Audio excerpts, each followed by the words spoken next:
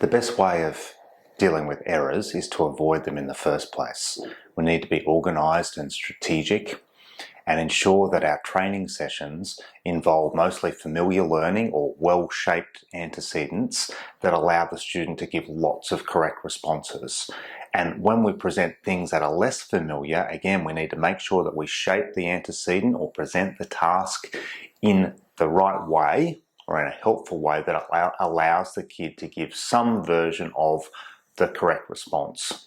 There's another video called Dealing with Errors by Being Organised and Strategic that would be useful to watch as well.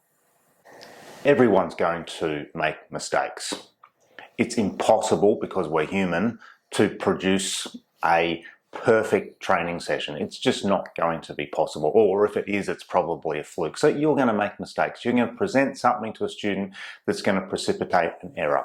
Now, if you feel like you may be presented with something that's going to lead to a mistake, so just in that tiny pause between when you presented the task and their response, if you feel like you're going to get an error, don't be afraid to jump in. Don't sit there and cross your fingers. Jump in. You're better to jump in early and over-prompt and therefore get a correct response than to cross your fingers, hold your breath, and get an incorrect response, okay? Sometimes it's even better just to withdraw the task. So just get rid of it. Oh, don't worry about that one. Let's move away from that rather than create an error. Our main strategy when you see an error is to ignore it. Don't pay any attention to it. Move past it. Present the student with another task, a new word, a new spelling item, whatever it is that you know they can do. So you're looking for a few correct learning trials, a few correct responses. So we just go on to sat, mat, whatever it is, distract the student, get some correct responses, and then we need to cycle back to that item that we got an error for. But we don't want to just present the same old error, right? Because if we do, we're likely to get a second incorrect response. So here's what we have to do. We either shape the A, the antecedent, or we shape the behaviour. Sometimes we do both. So shaping the A means changing the task. So the initial task was too hard. It cued an error or the wrong behaviour, right? So we need to change that a bit in order to get a correct response. The other thing that you could do would be to shape the behaviour. So you could turn the pressure down in terms of the behaviour, if you like. So you could present the same antecedent, but expect like a lower level of behaviour, if you like. I want you to write the sentence, Dad said to stop. Dad said to stop.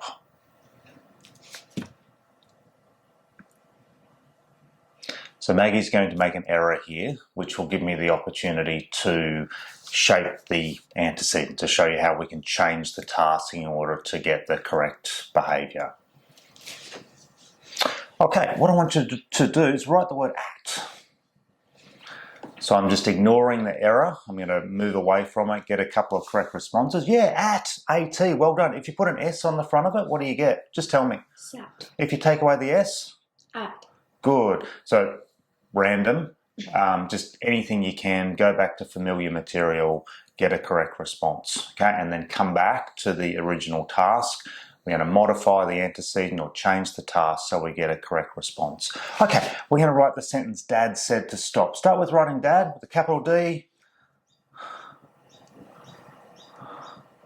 Good. Now said, three sounds, but that isn't made by E, is it? It's a weird one. It's A. I. Yes. So Dad said to stop. Don't forget that full stop on the end. Well done. Good. So in the initial sentence, you forgot the full stop, had the capital letter. So that's another example of modifying the antecedent or the task so that we get success. You might have noticed when we were shaping or changing the antecedent just then, we were really technically also shaping the behaviour, because the behaviour that we had Maggie do wasn't exactly the same as the first behaviour. But I'll show you a more specific example. So again, let's pretend that she's written Dad said to stop with SED for said. So we'd cycle away from that. So let's just pretend that we've already done a few correct learning trials of familiar material. Okay? Now, Max, think of the word said. What's the first letter? S. Last letter? D. Yeah. Now, said has 3 sounds. Listen. Listen. S, e, d. What's that middle sound? E. Now, just have that. The letter E normally represents the E sound, doesn't it? You could argue about that term normal, of course. In said, though, it's a little weird. It's represented by A and I. What sound do A and I represent in said? E. Okay, and which 2 letters are used to represent in said? AI. Right, so let's write said. Start with the letter S. Good, now hang on, 2 letters for the E. So S-A. Awesome, well done. Fantastic. Close your eyes. What's the first letter in said? S. Last letter. D. Now there's 2 letters that represent What are they? AI. Yeah, what are the first 2 letters in said? S. A. Good listening. What are the first 3 letters? S-A-I. Spell said. S-A-I-D. Perfect, well done. Good. So ultimately the behaviour that we want is for her to be able to use the skill or the behaviour chain of thinking or hearing the word said and forming the correct sequence of those 4 letters in any context, when she's trying to communicate a message. But in the short term, what we're trying to do in shaping the word level behaviour is to help her perform a version of that ultimate behaviour. So we'll just start with a review, hey? Thanks. So think, yep. Think. Today I will think, yesterday I thought. Eat. Are. So that one's eat. So today I will eat, yesterday I Ate. Yeah. It's a little hard to see with the T from the thought there, isn't it? Yeah, so what's that one? Ate. Good. For. My. Yeah. I. Ate. My. Meat. For.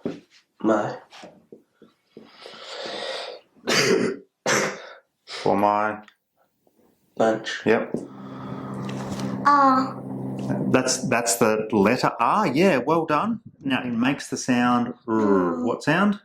R. Good girl. So you can turn an error into a correct learning trial by paraphrasing or restating the question, and so saying, yeah, that's the letter R, well done. So she thinks that she's got it right, and then restate your original question. So what sound? R. Good. Pass. Oops, that's a J. Terrible looking J. Jump. Yeah. Last. R. Pass. Say R. R. Pa. Pause.